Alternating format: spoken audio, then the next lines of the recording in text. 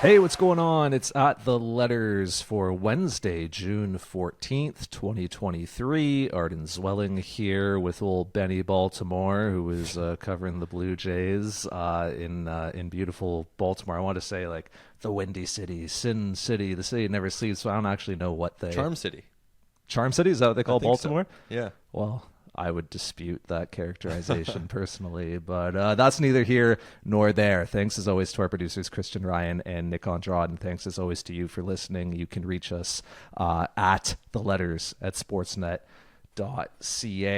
So, Ben, you just witnessed the Baltimore Orioles bludgeon the Blue Jays 11-6 on Tuesday night. We're here recording this now Wednesday morning, and I do periodically like to check in with you on just where you're at on the belief spectrum when it comes to the Baltimore Orioles and how good they actually are, or whether they're complete frauds. So 0 to 10, from fraud to legitimately good, where are you residing right now when it comes to the Charm City Orioles?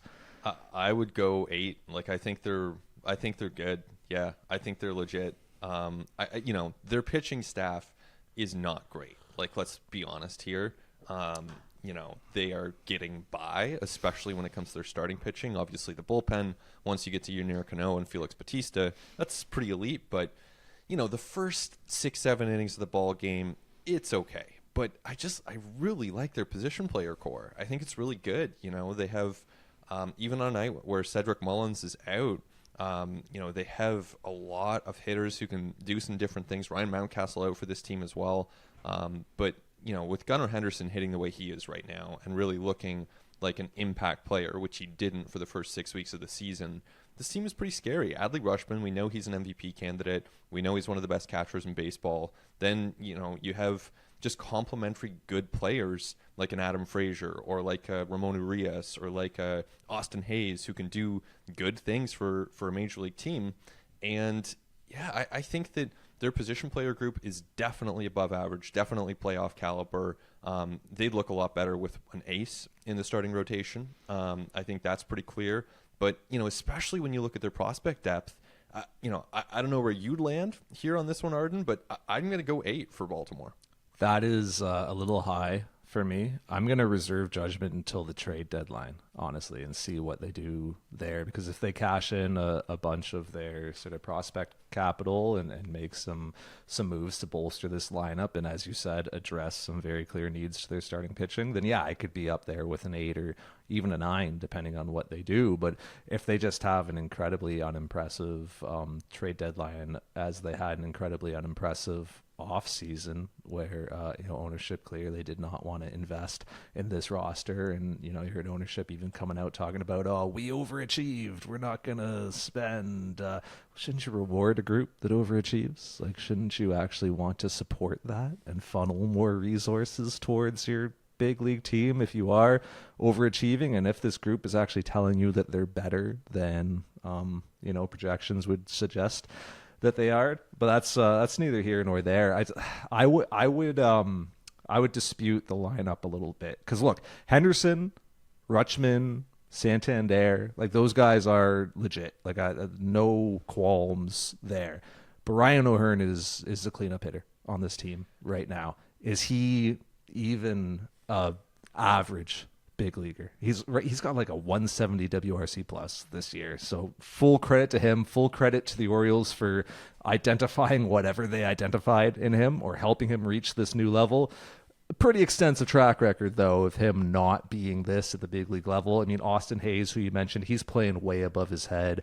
Adam Frazier, the power numbers are just cannot be sustainable going forward for a guy who has never hit for power like this. I mean, even Aaron Hicks, who, like, watching the game on Tuesday, it's like a Whit Merrifield deep fly ball to center field, and there's Aaron Hicks running it down. I was like, Aaron Hicks is on the Orioles. Oh my goodness, when did this happen? And then you look it up, and since he's joined the Orioles, he's this phenomenal hitter and has totally resuscitated his season after being DFA'd by the Yankees.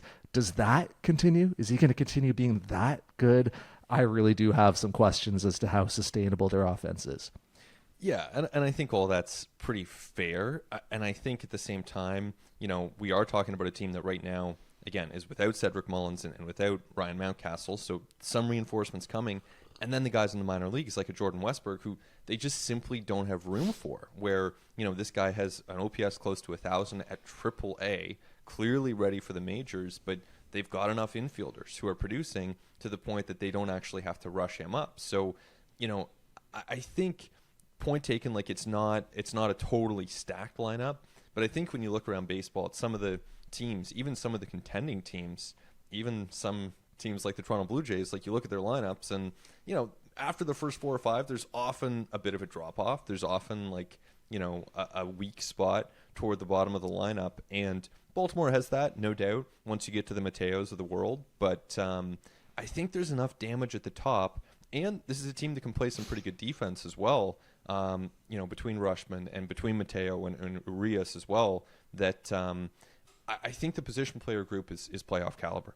No, that's fair. You look at the Blue Jays, like 26 right now as we sit here today on June 14th, and that includes names like Lucas, Clement, White, Francis, Hatch. I mean, that's 20%. That's like a fifth of your roster right there. So, it's no team around baseball is just purely stacked, like 1 through 26 with league average or better players. It's just not the case for anyone. And look, like Gunnar Henderson is full value. So fun to watch play right now.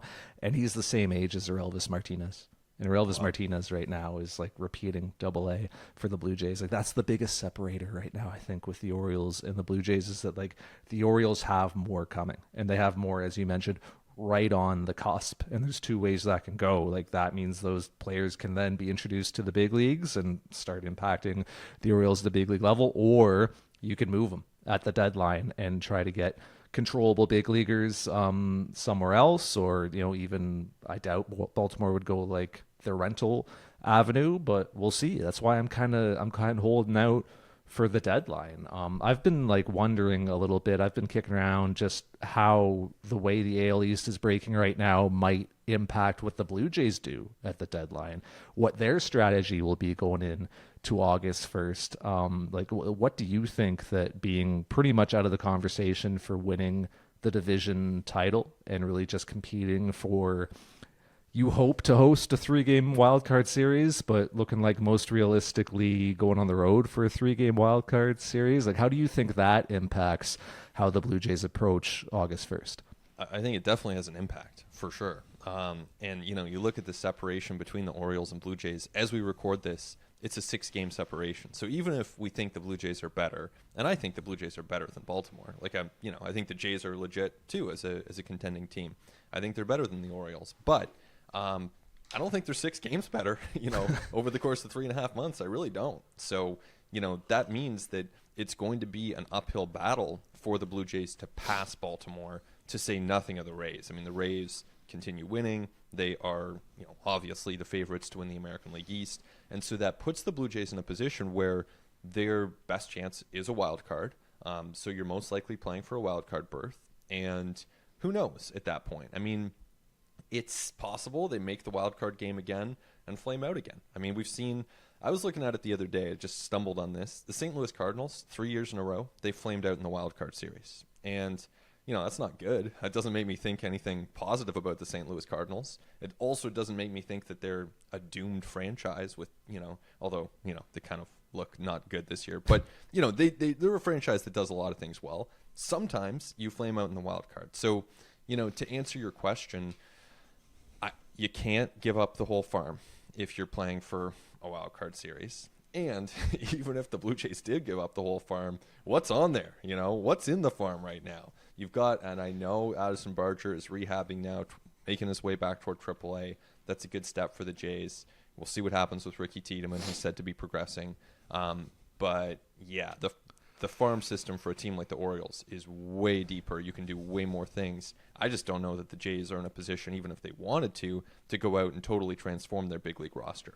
And I mentioned Orelvis earlier, Martinez, who started the year in like just unbelievable funk in April and has come out of it in a pretty significant way. Like his numbers have just progressively gone better from May through June right now. What's most encouraging, I think, is the decrease in the strikeout rate, the increase in the walk rate. We know how important swing decisions are for him. The raw power is there. The guy hit 30 bombs in Double-A last year, set a record for the New Hampshire Fisher Cats, and he's repeating the level this year. And the biggest thing the Blue Jays wanted to see was refinement in the approach and the discipline at the plate, the pitches that he's swinging at, the pitches that he's not swinging at, the selectivity. By the end of last year, Orelvis Martinez was seeing more breaking balls than he was fastballs. That's very rare in the minor leagues. You just don't see that, but that's how much the book had gotten out on him. So that is certainly encouraging, and that helps his stock.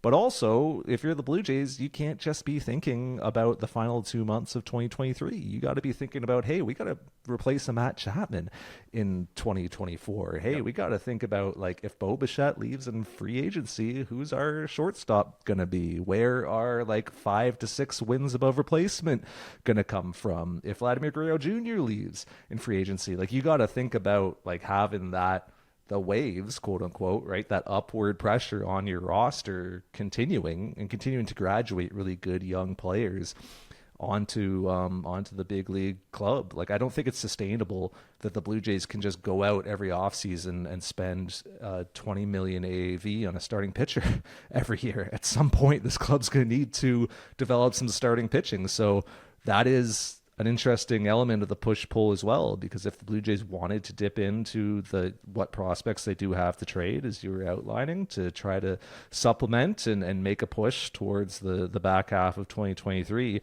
they have to be careful not to not to mortgage too much of a future, which is very important for this club as well.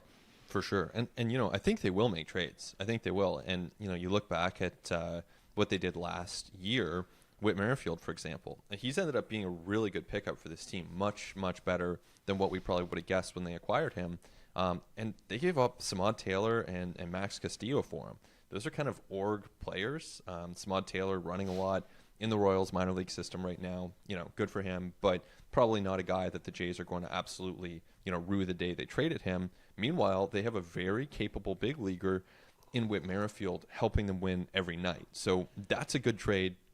That's a trade that helps them, or helped them last year, is helping them this year.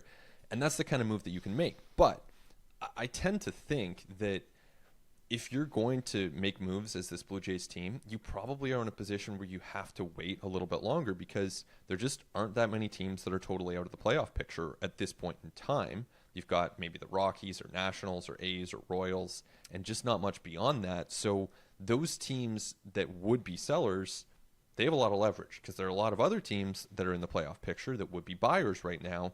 So any team that's holding on to a pretty good player, they're going to want a lot, as they should. And I just don't think the Jays, with their farm system being the way it is, I don't think they're in a position to jump the market and to totally overwhelm, let's say, the Tigers for an Eduardo Rodriguez.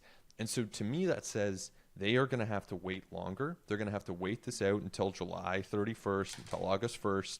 Maybe at that point there are deals. I'm sure the Jays will be active. I'm sure they'll make deals. But I think until then, and we're still 6 weeks from that point, I think it's got to be internal. They have to figure this out for the most part with what they have. Yeah, the Tigers are a good shout as a seller. I think the White Sox will likely sell off. I think the Cubs will likely sell off. But what's interesting with like some of those teams is, if you're the Blue Jays, are you looking for just a pure rental right now? If you're like, say, by the end of July, basically where you are right now, like a game or two out of wild card position, like that changes the calculus. If you're the Blue Jays and you have like a 4-game lead atop the AL East, that's totally different. That's all right. Let's go get some rentals. Like, let's go for it and push in here. But if you're like in this sort of murky middle with Houston and the Yankees and the Angels who are in there now, and say the Mariners surge, I think you're looking more so for controllable pieces. Like Whit Merrifield's a good example of kind of a, like, I don't want to say he's a fringe player, because he plays every day and actually it's been really important for this team, but he's not like a 4 or 5 win player, part of your core, like massive piece of this franchise. You're looking for someone more so around the edges who you can control going forward, who you have some contractual control over in 24 and maybe even 2025. Like the Whit Merrifield deal wasn't just about the last couple of months of 22. Is about having him in 23 as well, and having him doing what he's doing right now, playing a bunch of different positions. And honestly, over the last like 3-4 weeks, being one of the better offensive contributors on this club, which says one thing about how well he's playing and another thing about how much some of the Blue Jays core pieces have been under producing. But I think that it'll look more so like that, the deadline. Like it, I don't know if people will find that underwhelming. Certainly you're not going to see like super sexy names come into the Blue Jays, I don't think. Like I think it will be much more so of the Merrifield Mitch White vein than like the Jose Barrios vein, where it's a more attention grabbing move. But I agree with you that the Blue Jays will be active at the deadline because they always are active at the deadline. This is something that they have shown us time and again. Yeah, it's not like they're not going to make moves. They'll make moves. They need to.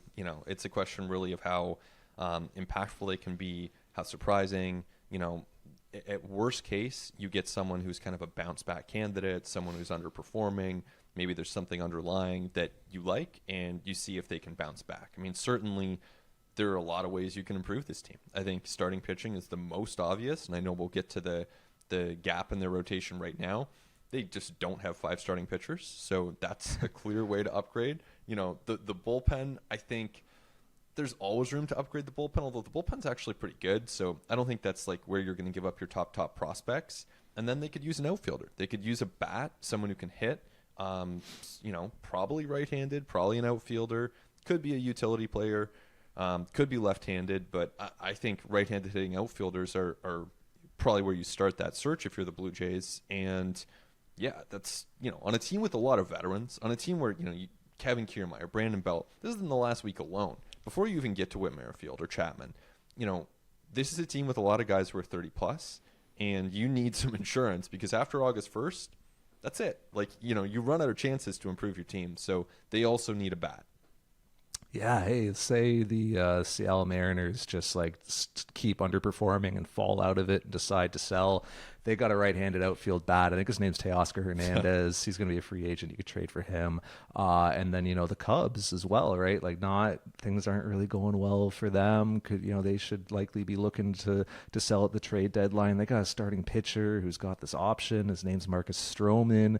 Just go trade for Teoscar Hernandez and Marcus Stroman. You filled your rotation need. You got your right-handed hitting powerful outfielder. Job done. Hey, they'd be a better team with those guys. They definitely would be. Okay, but as long as you mention them, do you think there's any chance? Because I'm sure our listeners are wondering right now. No, I think it's a much more likely chance that those two guys are New York Yankees on August 2nd than Toronto Blue Jays. Yeah, and I think so. The price on Stroman will be high and should be high. And it's funny, you look back to the last time he was traded, Jays didn't really get much for him. Anthony Kay and Simeon Woods-Richardson, and I know Woods-Richardson ended up helping them acquire Jose Barrios. So, that's something. But neither one of those pitchers really doing that much right now. But the Cubs, if they do trade Stroman, and they could still extend him, they will be looking for a huge haul. That's probably out of the Jays' range, I would think. Anthony Kay, another example of the Blue Jays' failure to develop a Louis Varland type in recent years. And we were talking about that a couple podcasts ago. Once again, the Blue Jays saw Louis Varland, who again was not supposed to be a part of the Twins rotation going into the year. That was their number 6, number 7 starter. That was their depth guy. Developed internally, college pick. I think this is Division II college, somebody who they helped get better and turned into not a star, not a Cy Young candidate, just a capable big leaguer, somebody who can go out and give you 120 innings of 4.2 ERA. The Blue Jays haven't been able to develop that guy, and Anthony Kay is another example, along with your Thomas Hatch and your TJ Zoik and your Trent Thornton and on and on of just pitchers who just the Blue Jays have not been able to develop into capable big leaguers. It's been a big issue for this club. Before we go to the micro, the next couple segments of the podcast, one last question on the macro, and that is, what do you think needs to happen between now and let's say like September 1st, for the Blue Jays to get back into postseason position, for the Blue Jays to feel good about making the playoffs, aside from obviously going outside the organization on August 1st and, supplementing and adding and filling some of their holes? What do you think needs to happen between now and then for this club to be a realistic postseason contender? Yeah, which they need to be. I mean, this is prime Bo, this is prime Vlad. You've spent a ton of money, devoted a ton of resources. This is your window. You have a lot of talented players. You've already fired the manager. You gotta make it. You got 6 teams, 6 spots. It's a good field, but you got to be in that field if you're the Blue Jays. So what has to happen? I think Vlad Jr. has to hit a lot more like an MVP candidate and a lot less like Whit Merrifield, who, again, good player. Vlad's producing offensively. He's a good offensive player. They need him to be more like a great offensive player. So, that's where I would start. I would say continued health. Their health has actually been pretty good. They need continued health. They need Vlad Jr. to step up. Not to put it all on Vlad Jr. That's obviously unfair, but if we are going to look for where you can pull, what levers you can pull to make this team look a lot better than it has so far, yeah, it is guys like George Springer, who, again, you want to see more power. You need to see someone kind of in beast mode if you're the Blue Jays. And, aside from Bo, for the most part this season, they just haven't had that. Yeah, I think that either your best players have to be your best players. You have to get really like amazingly unexpected, nice stories from within, or ideally both. So far, the Blue Jays have kind of had neither to an extent. Like Bo has been obviously great, but as you mentioned, Vlad hasn't played up to his potential. Matt Chapman, after an absolutely torrid April, has like fallen off in a very significant way in the 6 weeks since. And George Springer has he's kind of done the inverse of that, where he had like a really poor April and has actually looked a lot more like himself over the last 6 weeks. But those two just kind of cancel each other out. So yeah, at some point the Blue Jays are going to need like their best players to be phenomenal and to be the best in the world, or they're going to need some really good internal stories, some surprises. We came into this season saying who are going to be the surprises on this team. Like, as you look at it right now, Ben, like, are you seeing any of those surprises? Any of those like really good stories? Any of those Ryan O'Hearns who come out of nowhere to like power an offense? Oh, for a Ryan O'Hearn or two. Yeah, that's what you need. I think like Jose Barrios, to have him bounce back, that's great. Nate Pearson, obviously, you have guys who are doing well, but not enough of them. And ultimately, the Jays have acquired what seems to be a really, really strong core of veteran, established players. And for that to click, for this team to go where it should, you need those guys to collectively, it's not on one player, but collectively, this group of position players and pitchers, these veteran guys who are making, $20 million a year, for example, $25 million a year, you got to step up and contribute and make a real impact. Totally. Let's take a closer look at some of those guys on the pitching side, on the hitting side, and so much more when we continue on At the Letters. It continues on At the Letters. Arden Zwelling, Ben Nicholson, Smith, and Ben, as you were mentioning earlier, the Toronto Blue Jays do not have 5 starting pitchers. They only have 4, and they presently have a 5-man rotation. So that means that there is a bullpen day regularly being run by this team. We've already seen it once, and hey, went pretty well. If you combine Trevor Richards and Bowden Francis, their lines together, what they did on Saturday when the Blue Jays first ran this bullpen day, you get 5 2/3 innings pitched, 3 hits, 1 earned run, 1 walk, 10 strikeouts. Pretty good. Question now is that sustainable going forward? Can you expect that going forward? Can you put your bullpen in a position going forward, and your manager and pitching coach, by the way, where they have to be thinking ahead to, well, we can't really use Trevor Richards here because we need him to start tomorrow, or, well, we can't really throw Bowden Francis to mop up here because we need him to go 3 innings in a couple of days. What does this look like going forward? Yeah, I mean, is it sustainable? I think we all know it's not. And, I think that there's a reason that when the 30 GMs are crafting their teams in the offseason and drawing things up, literally none of them are going to come up with a 4-man rotation plus bullpen day configuration. It's so far from ideal. at the same time, like, could it kind of work for a few weeks? I think it kind of could.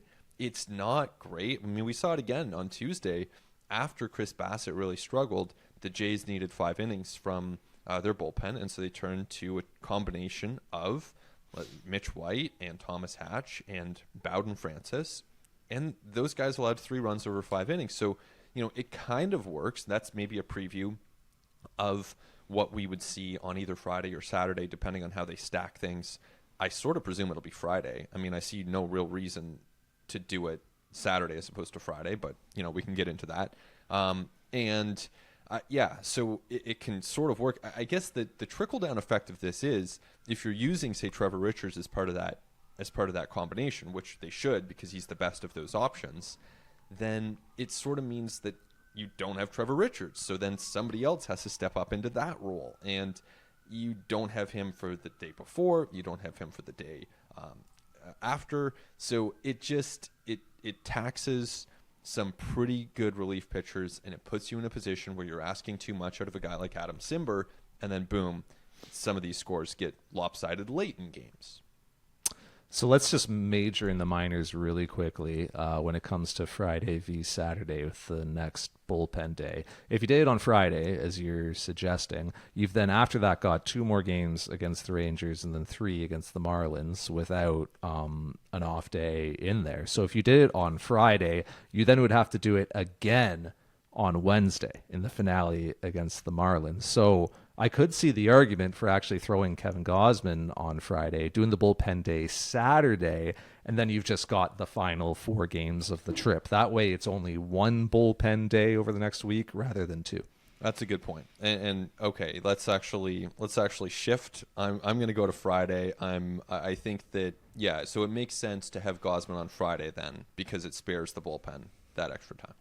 But the compromise here, and it's just sort of the bed that you've made, is that now Kevin Gausman is pitching on 4 days rest routinely. And look, it's Kevin Gausman. He's an ace. That's fine. But we've seen that he's a lot better when he has that extra day of rest. So you're not really getting the benefit of that off day that you had leading into this 3-city road trip, which, like, by the way, against, an Orioles team that has performed much better than the Blue Jays in the AL East this year, against a Rangers team with an offense that's been gangbusters, against a surprisingly good Marlins team. It's next week at the end of this trip when the Blue Jays are going to be all road weary and tired and wanting to go home and kind of at their wits' end. So this is a challenging stretch for the Blue Jays that they're playing right now, and they're going to be asking their starters to go on 4 days rest, which is normal, which is fine, which plenty of teams do, but it would be a lot more optimal if you had a 5th starter who you trusted and you could have used the benefit of Monday's off day to buy everyone an extra day at this point in the season where workloads are increasing. For sure. I think it is very far from optimal with Gausman in particular. You would rather give him that extra day, but as you outlined, if he's able to pitch on Friday, that gives the bullpen maybe a little bit more breathing room, even if it is asking more of him. Now, just a quick aside on the Marlins, let's not put them on a pedestal. I'm not saying that to you in particular, but you sometimes hear and they are in playoff position. I mean, they've done well so far, but I think what we've just witnessed is the best 68 games of the Miami Marlins season. I think they are about to go steeply downhill. They aren't good. They are way over their Pythagorean record. They have a negative run differential. They have 2 good offensive players in Jorge Soler and Luis Arias. This is the Marlins, people. Let's not give them too much credit here. The Blue Jays should win this series. Ben, believer in the Orioles, not sold on the Marlins. No, they're not good. The Jays should win that series. I'm going to put you down for that. Yeah, it's, we can enter any kind of series, any kind of stretch and say, oh, on paper it looks this way, but it's baseball. It very rarely plays out the way you would expect it to. Baseball is it's just a weird sport, man, where weird stuff happens and you just have to be used to that. The Oakland Athletics are one of the worst rosters assembled in recent memory. I don't think that the Oakland Athletics could beat the LA Dodgers AA team in a 7-game series, and yet they've won 7 in a row. And they just beat the 48-22 Tampa Bay Rays twice consecutively, while all the fans in their building are chanting "sell the team." So baseball's weird, man. Weird stuff happens. The New York Mets have scored 5.25 runs per game over their last 8. So like over the course of 162, if you score 5.25 runs per game, you're one of the best offenses in the history of the sport, if not the best. They've scored 5.25 over the last 8, and they lost 7 of those games. It's baseball's weird, man. Weird stuff happens. For sure. And like, if the Blue Jays get swept by the Marlins, it's not like their season is over. These things can happen. Weird things happen in baseball all the time. I'm just saying, like, you know, there's no reason for the Blue Jays or anyone around the team to go into that series thinking that, oh, like the Marlins are really good. Because, yeah, I mean, they've played well, but again, they have just had their best 70 games of the season. It gets back to like what we were talking about in the first segment. And I get this question all the time. I'm sure you do too. And it's just some variation of, are they going to win? And like, what's going to happen is essentially the question. And I don't know, Ben. Like, I really don't know what's going to happen over the remaining 90 games or whatever it is. Go ahead. You look like you got something. I just totally agree. You know, we have no idea. The Blue Jays legitimately could win the World Series. They could also miss the playoffs, and it could be really bad. You know, like we just have no idea. And neither of those outcomes would surprise me because it's baseball and crazy stuff happens. But I really don't know what's going to happen going forward. I know like what's likely and what's unlikely. I think it's unlikely that the Blue Jays win the AL East. Extremely unlikely. Yeah. But I do think there are like, I don't know, 4 to 6% of outcomes in which they do. So that means that I believe there's like a 95% chance that they don't. But there is still that little shred in which they do. And I'm prepared for that. Like it could happen. The Rays could collapse and like the Yankees could not get healthy and the Orioles could go away and the Blue Jays could surge.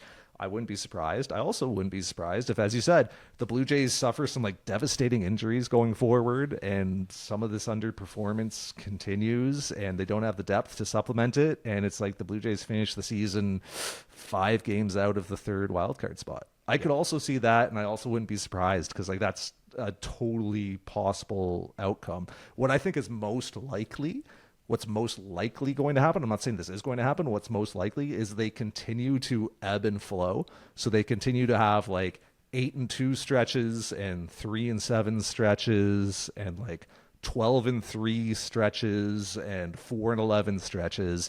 And they enter September somewhere around that 3rd wild card spot, whether they're occupying it, whether they're a game or 2 back of it, whether they're a game up on it, somewhere around there. And then the final 28 games in September, whatever the number is what's really decisive. And they just need to perform a game or 2 better than the teams they are competing with for that 2nd, that 3rd wild card spot over that stretch of September.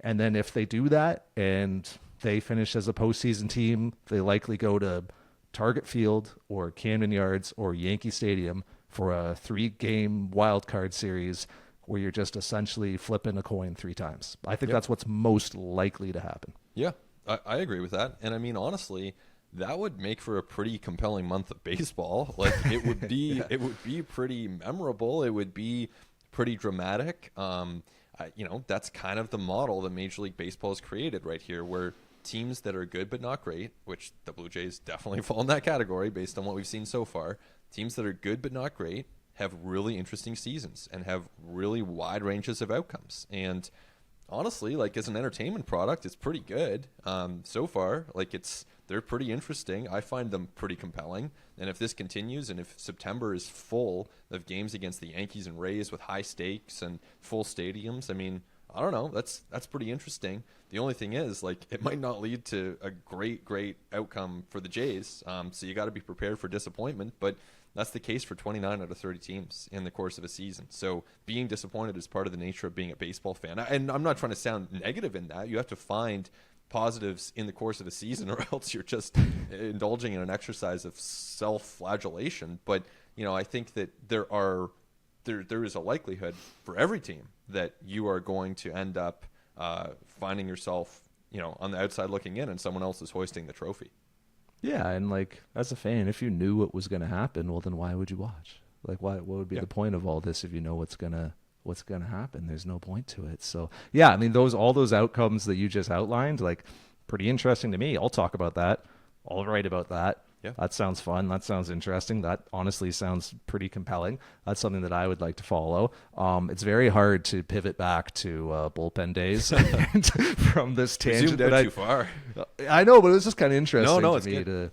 to follow that road. Let me ask you one more question before we break and talk about the bats. And it's kind of been rattling around in my head a little bit lately, and that is like, what is the upper bound limit of Trevor Richards?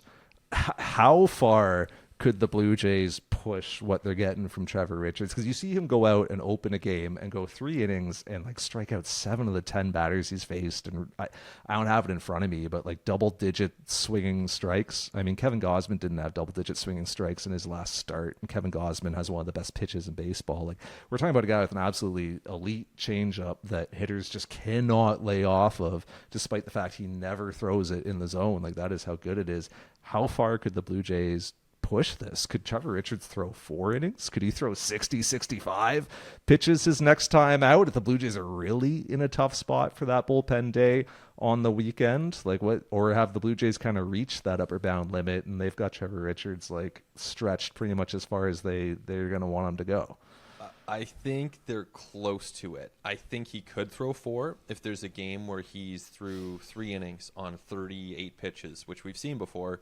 Yeah, you could throw him out there for a 4th.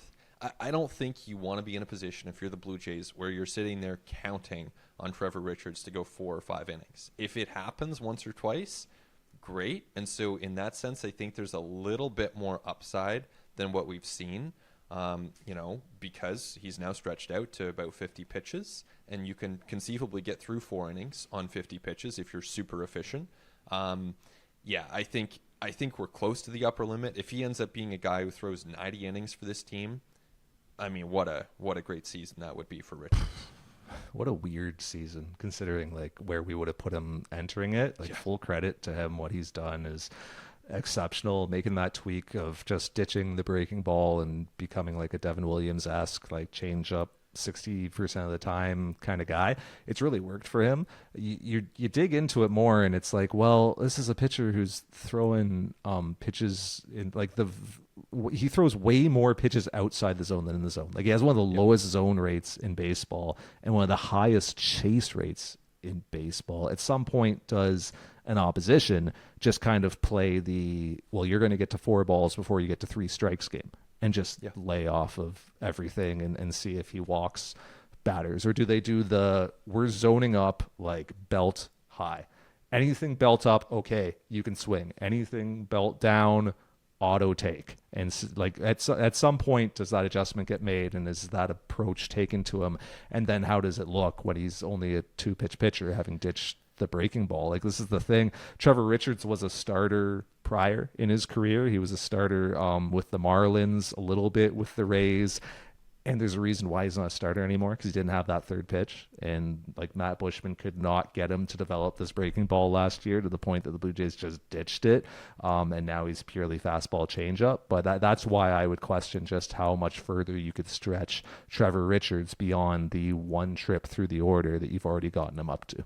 Yeah, I think we're getting close to that limit. I mean, you wonder, and this is getting greedy, but you wonder, like, could he flip in a first pitch breaking ball for strikes on occasion? I mean, it's a big ask. These are major league hitters. You hang one up there, you might see it over the right field wall. So, I think that's something to keep an eye on. But it's interesting, and this is maybe an example of the Zwelling Pro scouting department zoning in on a potential weakness, right? Like, and this is what teams would do if you get to a playoff series, and it is the Orioles against the Blue Jays for the wild card series. Pretty sure the Orioles, I'm not sure how big their pro scouting department is anymore, but I'm pretty sure the Orioles, in some form or fashion, would identify the fact that Richards throws a ton of pitches outside the zone. Yeah, absolutely. And if the Blue Jays are at a point where they're starting Trevor Richards in a wild card series, once again, I would be very compelled by how we got to that point. Yeah. I would like to follow that journey with this team. We're going to step away, but when we come back, we got to talk offense because it is one of the most confounding things about this ball club. We're going to get into that when we continue on At the Letters. Okay, Ben, some numbers for you. The Toronto Blue Jays have a .265 batting average as a team on the season, second highest in MLB. They have a .334 on base percentage as a team, third highest in MLB. Their offense has produced a .111 WRC plus, fifth highest in MLB. By batting average, by on base percentage, by weighted runs created plus, a top 5 offense, perhaps as good as top 3.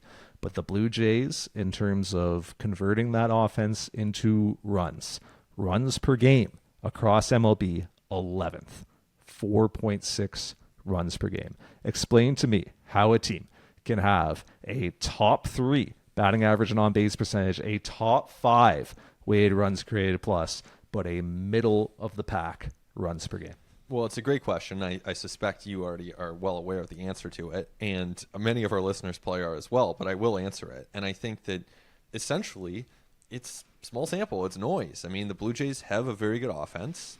They have not performed as a very good offense, but really there is sequencing that goes into that that is not going to be predictive of what happens. So the Blue Jays are more likely to continue performing as a top 5 to 7 offense moving forward, maybe even better than that. And the numbers bear that out. If you look broadly across many, many teams in many, many years, the teams that do the best are the ones that have the highest WRC plus. Now, I still think they need more offense because this is an old group and there is not enough depth behind the starting 9. So there are questions around this offense, and I don't think it's beyond reproach. I think they need help.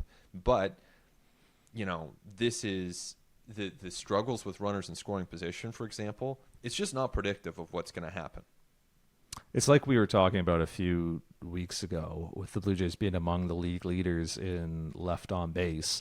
To me, that's a good thing. Like, to me, that correlates strongly with being a good offense, and that suggests that the Blue Jays will score a bunch of runs going forward. I think if you go back and you look at the left on base leaders from 2022, 2021, recent seasons, I think you're going to see a lot of Dodgers and a lot of Padres and a lot of really good teams at the top of those leaderboards. Like, you don't really see a lot of bad teams up near the top of that statistic. So, like, I agree with you that sequencing is an issue. I think the misfortune with runners in scoring position is an issue. Those are things that I would expect to turn around in a big way. You look at it, the Blue Jays are bottom 6 in terms of batting average with runners in scoring position, bottom 4 in terms of on base percentage with runners in scoring position, bottom 6 in terms of slugging percentage with runners in scoring position. So for one reason or another, the club has not performed and taken advantage of those opportunities. Is that just dumb luck? Is that just noise rather than signal? Is that players trying to do too much in big moments? Is that a lack of clutchness? Is that a combination of all of the above? I don't know. But when I see the process via the results, I'm willing to bet on the process, which means I'm willing to also potentially be wrong. Like, these things could just continue for the rest of the season, and it might just play out this way for the next 3.5 months. And we're sitting here saying, like, man, that offense just never came around, and it just never happened for them. But just looking at how things have traditionally, or at least how things have typically played out over the history of the game, I'm going to bet on the club that is second in batting average, third in on base percentage, fifth in weighted runs created plus, coming out of this offensive funk. Yeah, for sure. I think if the Blue Jays struggle to score runs from here to the end of the season, it'll be because they got hurt and their questionable depth got exposed, not because the group of players that they have as a starting 9 or a starting 10, 11 players is inadequate in some way. And I think there's some aspect of pressing, some aspect of expanding the zone. I think that's real. At the same time, that's not going to turn Vlad Guerrero Jr. into, a completely inept hitter. It's going to impact his numbers to some extent. But he's still among many other players on this team should be expected to be impact offensive players. Doesn't mean there aren't big questions around these guys individually and that there aren't ways to improve individually. But I think as a collective, this is a good offense. Maybe not quite as good as it was in years past, but it's a good offensive team. And like the inverse of this is the Orioles offense, which is performing very similarly to Toronto's in terms of batting average, OBP, like all these stats I've been citing, very similarly in terms of slug even, but what they're doing is hitting much better with runners in scoring position. Like all their stats with runners in scoring position, much, much higher. They have had much more timely hitting, like they're top 10, in some cases top 5 in most statistical categories with the runners in scoring position. That's why the Orioles are scoring 5.1 runs per game. They're scoring a half run more than the Blue Jays are, and I would expect their runs per game to decrease, and I would expect the Blue Jays runs per game to increase over time because of the process and because of what we've been talking about. The Blue Jays have the 4th lowest strikeout rate in baseball this year. To me, like strikeout rate, walk rate, those are things that are predictive. Like those are things I'll take to the bank. And the fact the Blue Jays are striking out at a 20% rate, 4th lowest in baseball, that suggests to me like they're a good offense and that things are going to be better going forward. I think like the biggest, if we wanted to see a really big swing in the short term, it would be the power numbers coming back around, because the Blue Jays have been like middle of the pack in slugging percentage, home runs, like isolated power, like they're right around league average in all of those. So if, say, George Springer wanted to hit like 5 home runs in 2 weeks, if Vladimir Guerrero Jr. wanted to have one of those months where he hits like 9 home runs, if Matt Chapman wanted to rediscover the power stroke that we saw from him in April, that'd be big. We're sitting here on June 14th, and Bo Bichette leads this team in home runs with 14, and Dalton Varsho is second with 11. Like, it's kind of strange to see guys like Chapman, Springer, Guerrero trailing those guys. I think that's where the biggest swing can come from, is just a few more homers, particularly with runners on base, because as John Schneider is fond of saying, it's really hard to defend the 2 and 3 run homer. Yeah, some would say impossible, and they'd be right. Yeah, I think the Jays need some more of that. It's wild, right? You think it. You look at the numbers there that you just cited, 14 homers for Bo, so they have one player on pace for a 30-homer season. Like that's not a lot when you consider the amount of talent and power and established hitters on this team. It's pretty wild. And then you think about, okay, Cavan Biggio, okay, and he's probably the guy who stands to get more playing time when a guy like Brandon Belt is on the injured list. Cavan Biggio is the one who's in there. Now, has Cavan Biggio had a good offensive season on the whole? No. But does Cavan Biggio trail Vlad Guerrero Jr. in home runs by 3? Yeah, he does. It's that close. That's not what you want to see. You do not want to see a struggling Cavan Biggio 3 away from your franchise player in home runs. Now, obviously, there's a lot more to offense than that. Vlad Jr. keeps putting the bat on the ball, keeps getting base hits. That helps. He posts every day. He plays, for the most part, good defense. And, there's a lot of things he does well, but yeah, this is a team that needs some more power, and they would really benefit from that.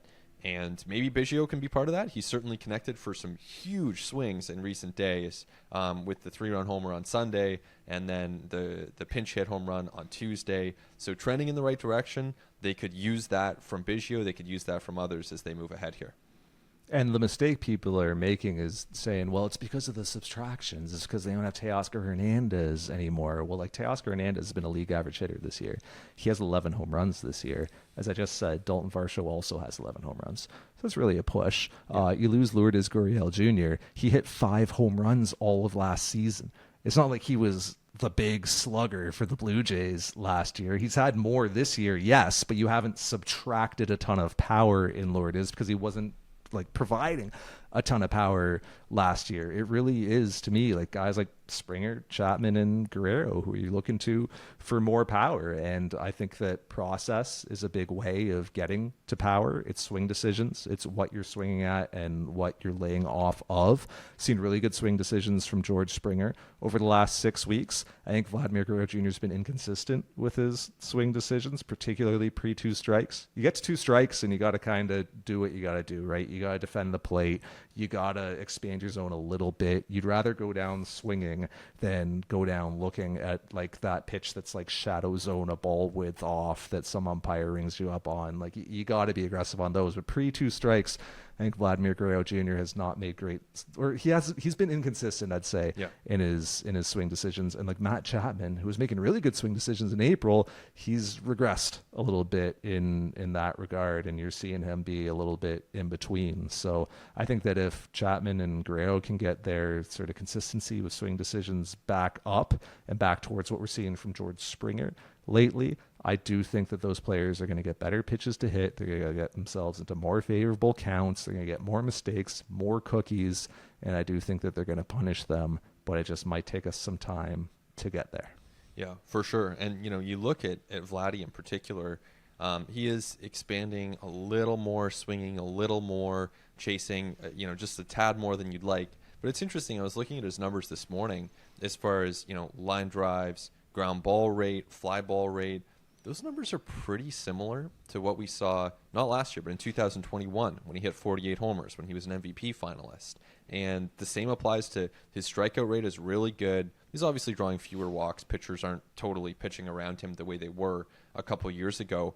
But it's interesting, and I don't know if you have an explanation for this one, but because I certainly don't. But you look at his percentage of fly balls that become home runs, and in 2021, it was 26.5%. So more than a quarter of the fly balls that he hit became home runs. This year, that number is cut in half. It's 12.3%. So basically an eighth of the fly balls that he hits are becoming home runs this year. And we're looking now at a player who in his last month plus has 2 home runs. Set aside the home road stuff, anywhere you're playing. The last month plus, Vlad Jr. has only 2 home runs. So it's just kind of weird because he is getting base hits, but we're not seeing a lot of fly balls become home runs for Vlad. To me, that's more noise than signal, really. Maybe. Like I don't have a better explanation for it, and if somebody does, like, send it my way. I'm open to hearing it. I'm very open-minded to these things, but I look at the stuff that I put value in. So like expected weighted on base average, and Vladdy has improved dramatically from last season. Expected slugging has improved dramatically. His hard hit rate is up by like 6 points. His average exit velo is even up. Like, he's barreling everything. Launch angle's fine. Like, everything looks good under the hood. It's just not leading to results. It's very similar to the Blue Jays offense, because in a lot of ways, as Vladdy goes, the Blue Jays offense goes, because he's really their most talented hitter. Like, him and Bo Bichette, like, those are their best hitters. So if those guys are going to perform at elite levels, Blue Jays offense is going to perform at an elite level. If those guys are going to scuffle and slump, Blue Jays offense likely to scuffle and slump. So I just look at all the process stuff, all the indicators, all the under the hood stuff with Vlad, and I'm still in the same position I was in 2 weeks ago, 3 weeks ago, 4 weeks ago, where I'm like, I'm just waiting for it to break out, because what we've seen from similar hitters or from people who have put up numbers like this in the past is that it does come around and that the numbers do follow. I just can't tell you exactly when that's going to happen. Yeah, because, you do look at those numbers, like, they do tell the story of a really good hitter. You look at the most barrels in Major League Baseball. Like you said, the launch, it's not that he's hitting everything into the ground. The launch angle is pretty good for Vladdy. So, yeah, I tend to think that better results are coming, and that he is probably going to turn a corner and have a stronger finish to this season. I do think that there's an aspect of this where it's been tough. It's been a grind for Vladdy this last month or so to only connect for a couple home runs. So, I don't think that being in that headspace probably helps, but he's a very, very talented hitter. This isn't the first time he's gone through some sort of slump at the Major League level. He's come out of it before, and I would certainly expect that to happen again. If anything, like, I would tell the Blue Jays to follow what Dalton Varsho has been doing lately. Very quietly, Dalton Varsho has been a really strong hitter for the last 2 weeks, 3 weeks. Similar to Whit Merrifield, like, those two guys have been really sound, and we're probably not talking about it enough. Definitely not with Whit enough. Like, that guy has actually been really legit for a while now. But with Varsho, I look at some of the stuff under the hood that he's done for the last couple of weeks. I don't have the current numbers. I pulled them for the broadcast on the weekend, but they would be similar to this point. Like, he cut 10 points off his chase rate. Like, he was expanding grinding way less. He was whiffing way less than he had been. And that was really showing up in his power numbers in a very meaningful way. You saw the isolated slugging go up, the OPS go up. And obviously, when you're whiffing less and chasing less, the K rate went down by quite a bit. So I've been really impressed with his process and his approach over the last few weeks. So I would say, for any Blue Jays hitters to look at what Varsho is doing and try to emulate that, because I do think that stuff leads to results over time. Yeah, and Varsho continues. I mean, he's having those great results and just continues doing. I know it's such a broadcaster, baseball writer cliche, but he really does do the little things really well. There still continues to be that focus, that intensity that he brings.